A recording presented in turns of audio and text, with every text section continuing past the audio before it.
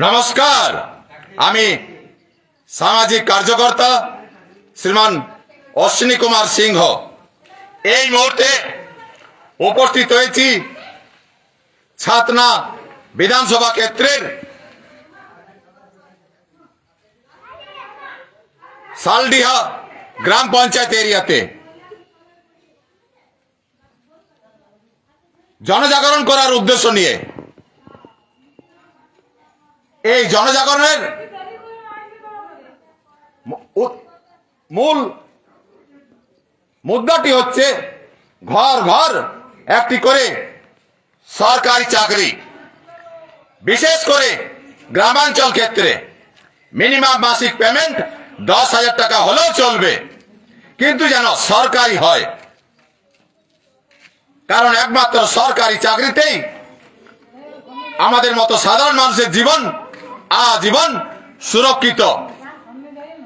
কোম্পানির চাকরিতে আপনার ছেলে মেয়েদেরকে যে কোনো সময়ে তারা ঘাড় ধরে বার করতে পারে, তাই সমর্থন করুন সরকারি চাকরিকে।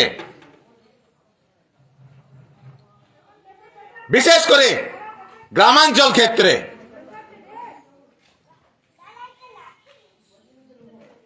আজ 1 বছরের বেশি হয়ে গেল এই উক্ত মুদ্রাটিকে তুলে ধরে আন্দোলন চালিয়ে যাচ্ছি। যেদিন প্রথম শুভারম্ভ করি, বাঁকুড়া টাউন পুলিশ আমাকে তুলে নিয়ে গেছিলেন এবং দিনভর থানায় বসিয়ে রেখেছিলেন। তাদের উদ্দেশ্য ছিল আমার অনশন ভঙ্গ করা, আর কিছু নয়। বিভিন্ন বাধা পেরিয়ে এখনো পর্যন্ত এই আন্দোলন চালিয়ে যাচ্ছি। আমার ইচ্ছা ছিল যে সর্বপ্রথম আমাদের রাজ্য পশ্চিমবঙ্গের মধ্যে এই উক্ত মুদ্রাটিকে লাগু করা হোক, কিন্তু ভাগ্যবশত আমাদের রাজ্যে নির্বাচন এখনো দেরিতে আছে 2026-এ। তাই আমরা এই আন্দোলন চালাতে চালাতে, যেহেতু 2025 নভেম্বর মাসে বিহার রাজ্যের মধ্যে ভোট রয়েছে, তারা লক্ষ্য করেন আমাদের এই আন্দোলনটিকে। আর সেখানকার রাষ্ট্রীয় জনতা দল পার্টির যে মুখিয়া তেজস্বী যাদবজি, তিনি তার ঘোষণাপত্রে এই উক্ত মুদ্রাটিকে জায়গা দিয়েছেন। আমার আশা যে আমাদের রাজ্যের